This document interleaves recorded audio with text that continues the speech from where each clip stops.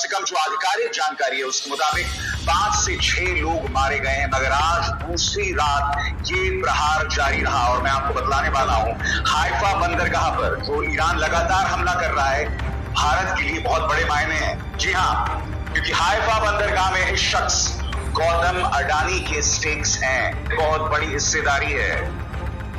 और यकीनन ये जो हमला किया गया है, इस वक्त गौतम अडानी का ब्लड प्रेशर लगातार बढ़ रहा होगा और इस बारे में क्या जानकारी मौजूद है, इस पर गौर किया जाए। अडानी ग्रुप का हाइफा पोर्ट में बड़ा स्टेक है। अडानी पोर्ट्स ने 2023 में हाइफा पोर्ट का 70% हिस्सा खरीदा था, करीब 1.2 बिलियन डॉलर्स में, यानी 10,000 करोड़ में। बाकी 30% इजरायली गार्डोट ग्रुप के पास है। हाइफा पोर्ट इसराइल का दूसरा सबसे बड़ा पोर्ट है और अडानी के लिए मिडिल ईस्ट में एक स्ट्रैटेजिक एसेट है। यानी कि हाइफा पर हमला अडानी के लिए भी जबरदस्त नुकसान है। क्या मैं आपको बतलाना चाहता हूं दोस्तों, हाइफा पर जो प्रहार हुआ है उसका वीडियो आपके स्क्रीन पर देखिए। हाइफा पर जब प्रहार होता है तो उसके बाद क्या नजारा था वहां पर।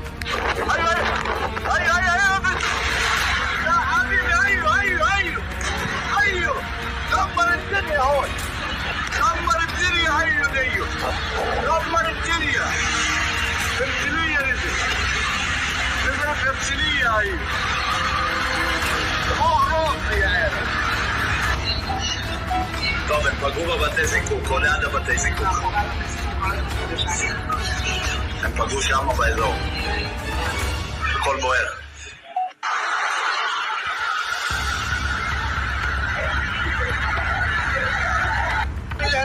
الريفينري يا شباب، الريفينري. पूरा जो स्काईलाइन है हाइफा का वो मानो थर्रा गया ईरानी बैलिस्टिक और हाइपरसोनिक मिसाइल्स के प्रहार से।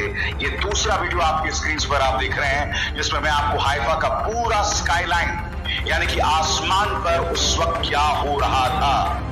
और ये प्रहार दोस्तों, ये बताएं कि शाहीन 3 तल अवीव को हिट कर सकता है डेफिनेटली 12 मिनट में, उससे भी कम में।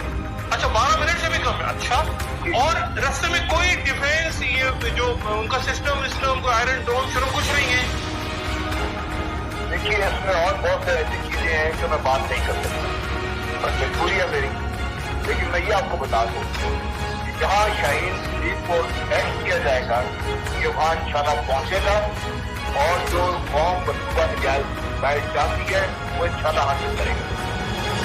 जरा साहब मुझे ये बताएं, अच्छा आप ये कह रहे हैं कि ये जो थर्ड सिस्टम है ये आना शुरू हुआ था और शाहीन 3 पाकिस्तान मूव करा था 27-28 की रात को देते चले सऊदी वली अहद का ईरानी सदर को टेलीफोन और उन्होंने कहा कि हम सब आपके साथ हैं, आप दानिशमंदाना फैसला करें, सूरत हाल पुरअमन बनाना नागुज़ीर है। सऊदी वली अहद ने ईरानी सदर को टेलीफोन किया है और ऐसा कहा है। आपको बताएं कि सऊदी वली अहद का ईरानी सदर को टेलीफोन और टेलीफोनिक राबते में सऊदी वली अहद ने ईरानी सदर से कहा कि हम सब आपके साथ हैं, आप दानिशमंदाना फैसला करें और सूरत हाल को पुरअमन बनाना नागुज़ीर है।